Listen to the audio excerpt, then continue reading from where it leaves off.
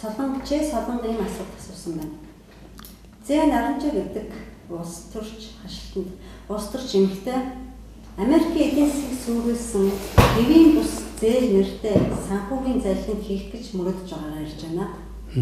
Та үүнийг юу гэж үзэх вэ? Үүний мөн чанарын талаар үзэгчдэд тайлбарч өгнө. Тэгээ энийг бол урд нь бол бид нар бас яг энэ эмэгтэй бол одоо яриг бол бид нар төрөвчийн нэг ярилцсан дээр ярьжсэн. Гэхдээ дахиад бол хэлэхэд ам нээвэл гэдэг энэ нэвтрүүлгээр орсон яриг би маш анхааралтай сууж үзсэн л дээ. Тэгээ тэрэн дотор хамгийн харамсалтай юм нь бол олон имийг бол суур юмнуудыг ойлгоогүй учраас дараа нь тэрнээс бол одоо чинь сүүлийн одоо жилүүдэд тэрний хийж байгаа үйл ажиллагаа хийлж байгаа үг яриан дандаа буруулчихж байгаа байхгүй юу.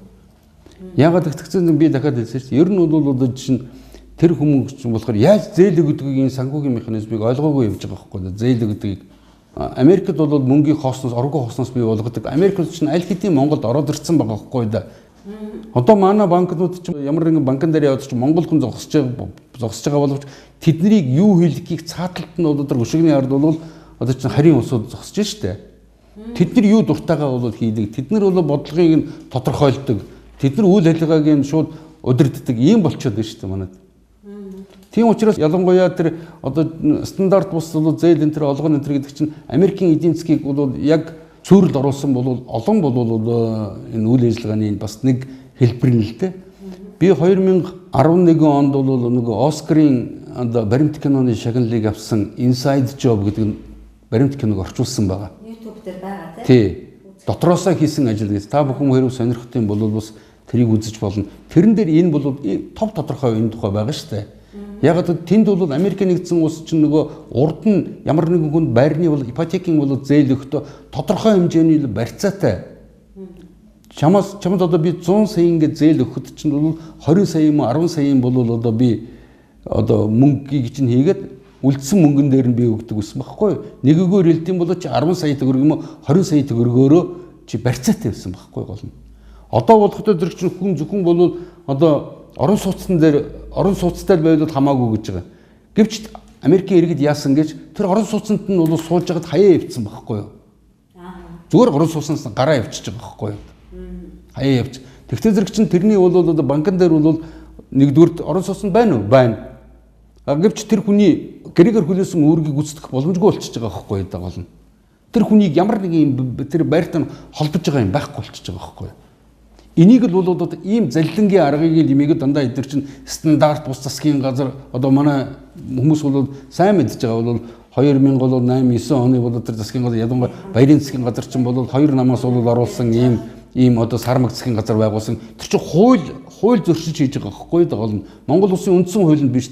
Сонгуулийн олон хулсан улс төрийн нам бол одоо засгийн газар өөр байгуулна гэсэн. Тэгэхээс бол одоо чинь ялагдсан нөгөө намын улсуудаас одоо чинь татан авцаа засгийн газар байгуулсан шүү дээ тэрийг. Тэгээ тэрийг бол баяр юу гэж нэрлэжсэн бэ лээ? Стандарт бус засгийн газар гэж хэлсэн тийм үү? Стандарт бус гэдэг чинь дандаа залилангийг стандарт бус гэж нэрлээд байгаа байхгүй да. Гоё үгүй шүү дээ гол нь. Манайхан чинь их гоё үгээр бол одоо уярдаг эсвэл бол одоо алсаас бол хүнийг үзэн яддаг юу ч мэдэхгүй байж одоо улс орныг үзэн яддаг одоо эсвэл бол тэрийг дахин шүтдэг тийм үү? Ийм бод байж болохгүй шүү дээ. Үгэнд хуурддаг. Тий үгэнд хуурддаг. Бүр үнэхээр өнөөдөр ингээд байдлыг хараад ахсан жижиг хүүхэд юм шиг зүгээр одоо чинь нааша хараад нэг гайгүй аятайхан өөртөнд бол таалагдсан ганц хоёр одоо үг хэлсэн хүнийг энийг их орон чинь байна гэж тэрийг дагаж гүйдэг тийм биз дээ. Энэ чинь зал байхгүй юу? Хамгийн гол нь тэр чинь хэлэх нь хамаагүй байхгүй. Хийж байгаа үйлдэлээр нь бол ямар нэгэн улс төрийн хүчин хүнийг бол дүгнэх хэрэгтэй байхгүй юу? Тэ. Монголчууд манай Батулгын ерөнхийлөгч яриад аргатай тэр даргын зандаа хүүгийн хот гэж бичиж олон нийтийн сүлжээгээр зээх бодыг ерөнхийлөгчийн дардаж явтал нэртэй боллоо.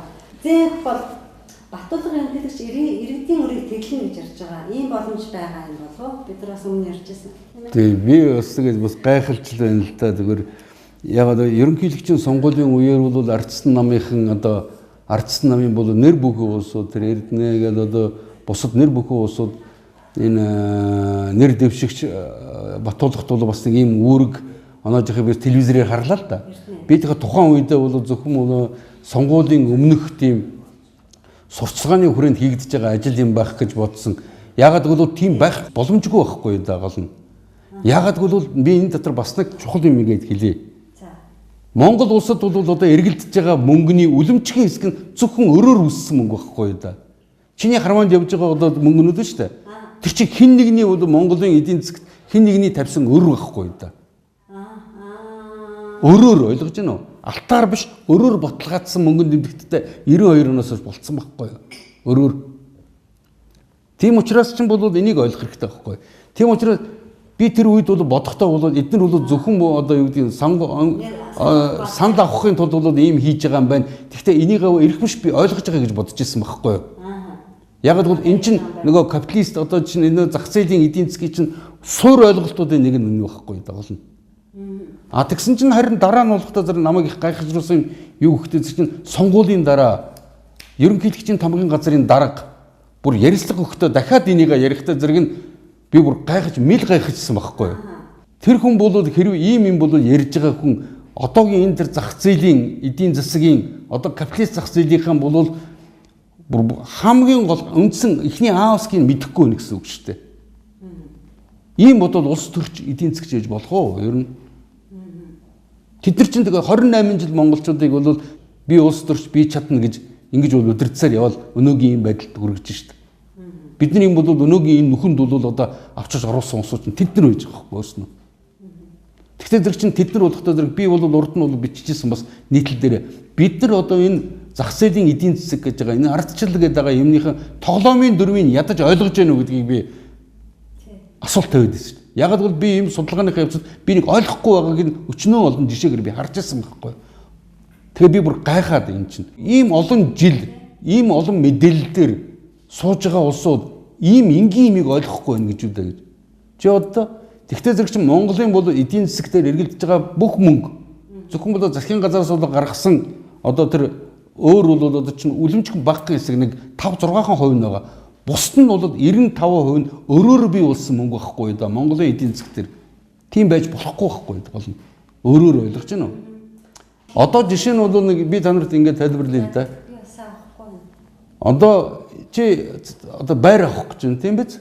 Байр авах гэдэг бол чинь одоо чамд ихтэй мөнгө байхгүй. Чи бол тодорхой хэмжээний нэг 10 сая төгрөгтэй чи тэгтээ надаас одоо юу гэдгийг 100 сая төгрөгийн зээл авах гэж байна тийм биз? Тэгээд тэр чинь бол чи 110 сая төгрөгөөр байр хөдөлж авах гэж байна гэд төсөөлөе л дөө. Чи бол одоо энд байраа зарах гэж байгаа гэж ойлгоё тийм үү? Тэгтээ зэрэг чинь та хоёр бол одоо чинь одоо тусдаа ярина уу хамтдаа ярина уу тэр нь хамаахгүй. Би чамааг бол зарж байгаа талд чинь чам дээр би данс нээч. Өөрийнхөө банкнд. Мөн бол би бол чиний бол одоо чинь дансны чинь тийшээ чинь би мөнгөний оруулна. Чиний хувьд бол одоо чинь актив данс чинь болоо явчих. Чиний хувьд чинь бодохдоо чинь надад өрийн данс нэ шүү дээ. Би чам дээр өрийн данс дээр тий. Тэгээд бол би зөвхөн бол өөрөө бол 10 сая төгрөгтэй мөртлөө би чам 100 сая төгрөгийг зээлчиж байгаа байхгүй да. 100 сая төгрөгийг би чамд бодитоор өгөхгүй байгаа байхгүй. Зөвхөн тэр дансны бичлэлээр тэр 100 сая төгрөгийг бий болгочих байгаа байхгүй. Ойлгож байна уу? Оргоо хоосон биш. Залилын бэлж байхгүй да. За тэгээд бол тэр дуусчихна. Тэгэнгუут чинь дараа нь тэр чиний бол одоо чинь надад өгөх ёстой тэр нэг зээлийн гэрэн дээр чи гарын үсэг зурцсан байгаа шүү дээ. 100 саяын зээлэнд гарын үсэг зурцсан. Тэр зээлийн тэр гэрээ чинь тэр чинь мөнгө байхгүй да. Ойлгож байна уу? Тэрийг үндэстэй дахиад мөнгө гаргацдаг байхгүй юу? Нэг үгээр хэлдэм бол чиний ямар нэгэн бол одоо өгнө гэсэн төлбөрийн үүрэг чиний бол одоо чинь хүүтэй зээлнэ гэсэн энэ амлалтын энэ гэрээ биш үү? Тэр гэрээ чинь өөрөө Монгол улсын мөнгө байхгүй да. Ойлгож байна уу? Ойлгох чинь тэ. Тэгтээ зэрэг чинь бол энэ мөнгүүдийг хэрвээ маш товчхон хэлждэг юм бол хэрвээ тэр инх болтын одоо яриад байгаа шиг тийм биз дээ. Монгол улсын эдийн засаг дах бүх иргэдийн өрийг байхгүй болгочтой юм бол бүх мөнгө байхгүй болчих واخгүй. Мөнгө чинь өөрөө байхгүй болчих واخгүй. Өнөөгийн одоо энэ 92 оноос хойш тогтцсон байж байгаа энэ систем дотор чинь гэхдээ энээс бол одоо гарах өчнөө арга замууд байна уу? Байлгүй яах юм бэ? Зөндөө аргууд байна. Гагцгүй бол манай энэ одоо чинь ардчлан одоо неолибералчид бол энийг ярьдаггүй байхгүй. Хүмүүс ойлгуулах гэж боддоггүй байхгүй.